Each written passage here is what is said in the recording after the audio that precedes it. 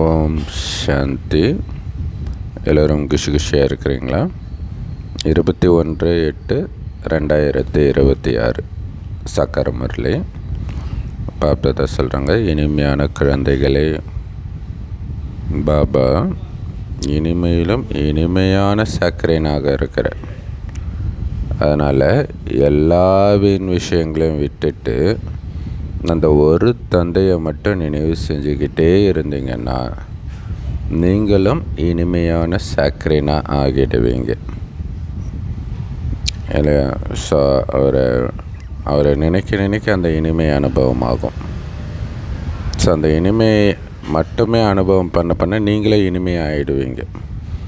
So அப்படி இருக்கும்போது அவரை நினைக்கிறத விட்டுட்டு வீண் விஷயங்களை நினைக்கிறது வேஸ்ட்டு தானே? கேள்வி: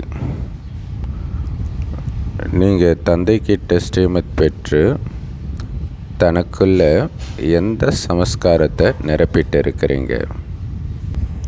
எந்த சமஸ்காரத்தை நிரப்பிட்டு இருக்கிறோம் தெரியுமா? எதிர்காலத்தில் அமைச்சர்களின்றி முழு உலகத்தையும் ராஜ்யம் செய்கிற சமஸ்காரத்தை நிரப்பிட்டு இருக்கிறோம். ஸோ ஆலோசனைக்கு தான் அமைச்சர்கள்.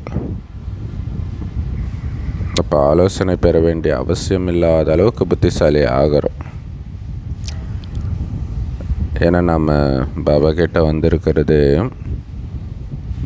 எதிர்காலத்தில் எப்படி ராஜ்யம் பண்ணணுன்ற ஸ்ரீமத்தை அடையிறதுக்காகத்தான். ஸோ அதுக்கான ட்ரைனிங் தான் இங்கே நடந்துகிட்டு இருக்குது. சங்கமயுகன்றது ட்ரைனிங் பீரியட் தான் சத்தியுகத்தில் ராஜ்யம் செய்கிறதுக்கு.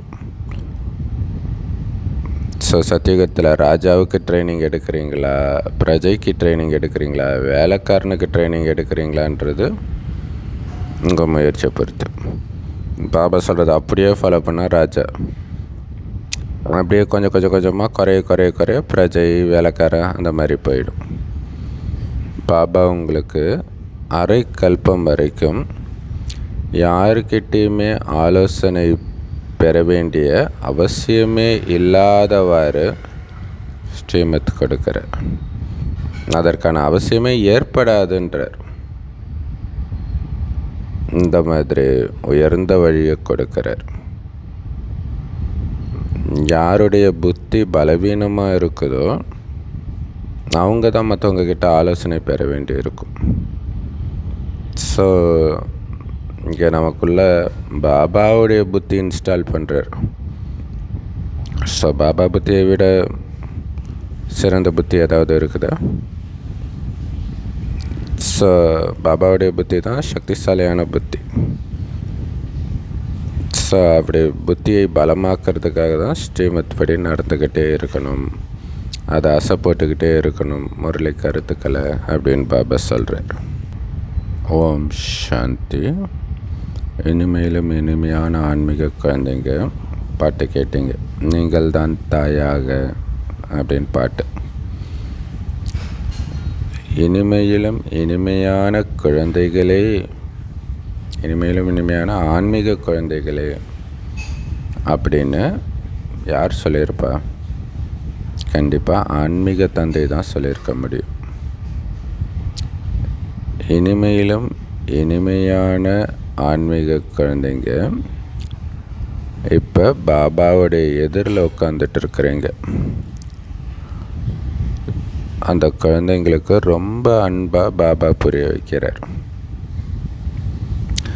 எல்லோருக்கும் சுகத்தையும் சாந்தியையும் கொடுக்கக்கூடியவர், எல்லோரையும் துக்கத்திலிருந்து விடுவிக்கக்கூடியவர், இந்த ஒட்டுமொத்த உலகத்திலேயும் ஆன்மீக தந்தையை தவிர வேறு யாருமே கிடையாது அப்படின்னு நாம் இப்போ தெரிஞ்சுக்கிட்டோம். ஸோ எல்லோருக்கும் துக்கத்தை நீக்கி சுகத்தை அந்த ஒரு சிவத்தந்தை மட்டும் கொடுக்கறதுனால தான் துக்கம் வரும்பொழுதெல்லாம் எல்லோரும் அந்த தந்தையைத்தான் நினைக்கிறாங்க. ஸோ அந்த தந்தை முன்னாடி நாம் உட்காந்துட்டு இருக்கிறோம். நம்மளை சுகதாமத்துக்கு போகிறதுக்கு தகுதியானவர்களை ஆக்கிட்டு இருக்கிறார். சதா காலத்துக்கும் சுகதாமத்துக்கு எஜமானர்களாக ஆக்கக்கூடிய அந்த தந்தையின் எதிரில் உட்காந்துட்டு இருக்கிறோம். மனிதர்கள் வாழ்நாள் ஃபுல்லாக கஷ்டப்பட்டு சம்பாதிச்சு ஒரு முறை அப்படி டூருக்கு போயிட்டு வருவாங்க. எல்லா காசும் காலி ஆகிடும். அங்கேயே இருக்க போகிறதும் கிடையாது. ஒரு நாள் 2 நாள் இருந்துட்டு வந்துடுவாங்க. அங்கே ஏதோ வித்தியாசமான அனுபவம் இருக்குதுன்ட்டு. ஆனால் சதா காலமும் சுகமான உலகத்திலே இருக்கிறோம். அந்த உலகத்துக்கு எஜமானராகவே இருக்கிறோன்னா அது எவ்வளோ பெரிய விஷயம். அப்படி ஆகிட்டு இருக்கோன்ற போதை இருக்கணும். 2 நாள் முன்னாடி சொன்னார் இல்லையா, இங்கே புல் கூட கிடைக்க மாட்டேங்குது, அங்கே பாலாரும் தேனாரும் ஓடும். எவ்வளோ பெரிய வித்தியாசம். அதை நினைத்து பார்த்து சந்தோஷம் அடையணும். ஸோ பாபா முன்னாடி மதுபனில் நேரடியாக அந்த முரளியை கேட்குறதுக்கும் தூரத்தில் இருந்து கேட்குறதுக்கும் அதிக வித்தியாசம் இருக்கிறது நம்ம புரிஞ்சுக்கிறோம். நேரடியாக கேட்கணுன்னு தான் நம்ம பாப்தாதா மிலன் போகிறோம். மதுபனில் பாப்தாதாவுக்கு எதிரில் வரீங்க. மதுபன் ரொம்ப பிரபலமானது.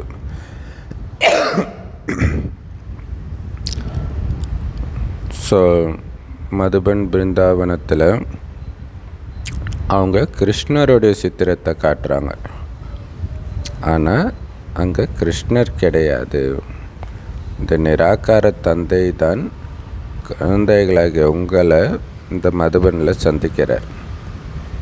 நீங்கள் உங்களை அடிக்கடி ஆத்மான்னு நிச்சயப்படுத்திக்கணும். அதான் ரொம்ப முக்கியமான விஷயம். நான் ஆத்மா, தந்தைக்கிட்ட இருந்து ஆஸ்தி அடைஞ்சிட்டு இருக்கிறேன். இதுதான் மைண்டில் ஓடிக்கிட்டே இருக்கணும். நான் வெறும் ஆத்மா, ஆஸ்தியெல்லாம் இழந்துட்டேன். இப்போ மறுபடியும் ஆஸ்தியை நிரப்பிக்கிறேன் பாபா கிட்ட வந்து. முழு கல்பத்திலையும் இந்த ஒரு டைமில் தான், சங்கமேகத்தில் மட்டும்தான் பாபா வரார். இதுதான் கல்பத்தின் மங்களகரமான சங்கமயுகம். இல்லை வேறு எதுவுமே மங்களம் நன்மை செய்யக்கூடிய யுகம் அப்படின்னு சொல்ல முடியாது. ஏன்னா சத்தியுகத்தின் தொடக்கத்துலேருந்தே இறங்க ஆரம்பிச்சிடுறோம். இங்கே மட்டும்தான் ஏறுறோம். ஸோ அதனால தான் இதை மங்களகரமான சங்கமயுகம், புருஷோத்தம, அதாவது உத்தமத்திலும் உத்தமமான சங்கமயுகம் இப்படியெல்லாம் சொல்கிறோம். இந்த சங்கமயுகத்தில் தான் எல்லா மனிதர்களும் மிகவும் உத்தமமானவர்களாக ஆகிறாங்க. முழு கல்பத்தில் எவ்வளோ உத்தமமானவர்களாக இருப்பார்களோ அப்படி இப்போ ஆகிறாங்க. அனைத்து மனித ஆத்மாக்களுமே இப்போ தமோ பிரதானமாக தான் இருக்கிறாங்க. கீழானவர்களாக இருக்கிறாங்க.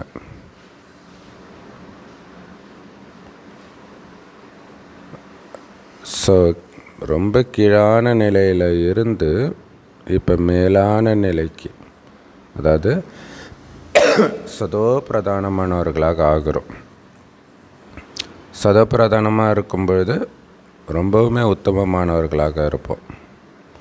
தமோ பிரதானமாக இருக்கும்போது ரொம்பவுமே கீழானவர்களாக ஆகிடுறோம். அதனால் ஆத்மாக்களுக்கு தந்தை எதிரிலே உட்கார்ந்து புரிய வைக்கிறார். முழு நடிப்பையும் ஆத்மா தான் நடிக்குது, உடம்பு கிடையாது.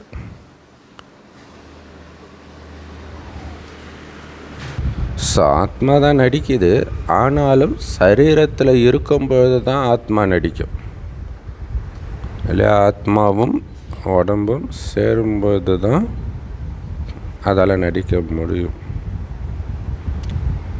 ஆத்மாக்களாகிய நாம் உண்மையிலே நிராகார உலகத்தில், அதாவது சாந்தி தாமத்தில் வசிக்கக்கூடியவர்கள்.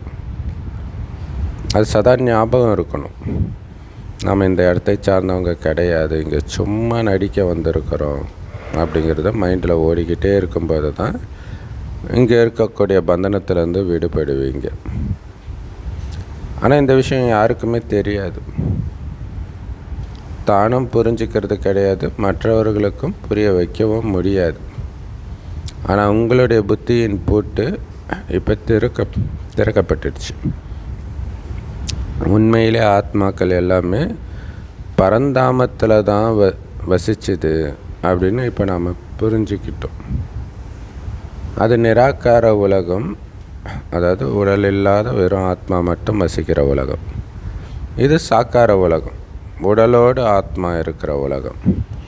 இங்கே நாம் எல்லோரும் ஆத்மாக்கள், பாகத்தை ஏற்று நடிக்கும் நடிகர்கள். முதல்ல நாம் தான் நடிக்கிறதுக்காக மேலேருந்து கீழே வரும். பிறகு வரிசை கிரமமாக மற்றவங்களும் வருவாங்க. எல்லா நடிகர்களும் ஒன்றா ஒரே நேரத்தில் வந்துட மாட்டாங்க. விதவிதமான நடிகர்கள் வந்துக்கிட்டே இருப்பாங்க. எப்போ நாடகம் முடியுதோ அப்போ தான் எல்லோரும் ஒன்றா சேருவாங்க இந்த பூமின்ற நாடக மேடையில். இப்போ உங்களுக்கு ஆத்மாவை பற்றிய, நாடகத்தை பற்றிய அறிமுகம் கிடைச்சிருச்சு. உண்மையிலே ஆத்மா சாந்தி தாமத்தில் வசிக்கக்கூடியது, இங்கே நடிக்கிறதுக்காகத்தான் வருது. இல்லை, எல்லா ஆத்மாவும் வசிக்கிற இடம் சாந்தி தாமம்னாலே எல்லா பிரிவினையும் போயிடுதே. நான் அமெரிக்காவை சார்ந்தோம், ஈரானை சார்ந்தோம், அதனால தானே சண்டை நடக்குது. நான் இந்த மதத்தை சார்ந்தோம், அந்த மதத்தை சார்ந்தோம், எல்லாருமே பரந்தாமத்தில் தான் இருக்கிறோம், உடம்பே இல்லாமல் இருக்கிறோம். அப்படின்னா என் பிரிவினை வரப்போகுது. இங்கே சும்மா நடிக்கிறதுக்காக வந்திருக்கிறோம், அவ்வளோதான். பாபா முழு நேரமும் நடிக்க வர்றது கிடையாது. நாம் தான்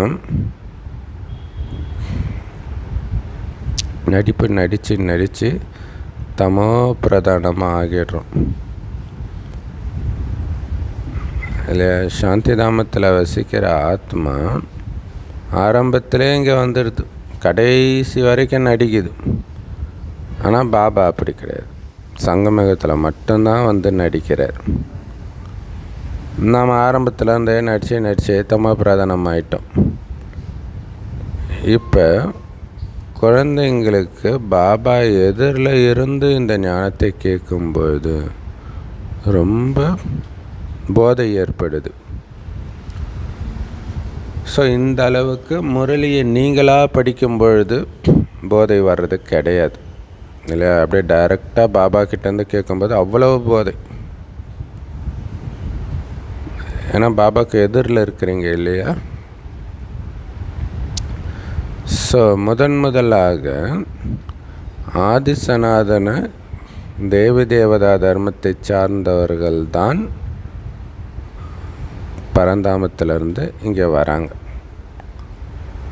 பாரதம் தேவி தேவதைகள் வாழ்ந்த பூமியாக இருந்தது.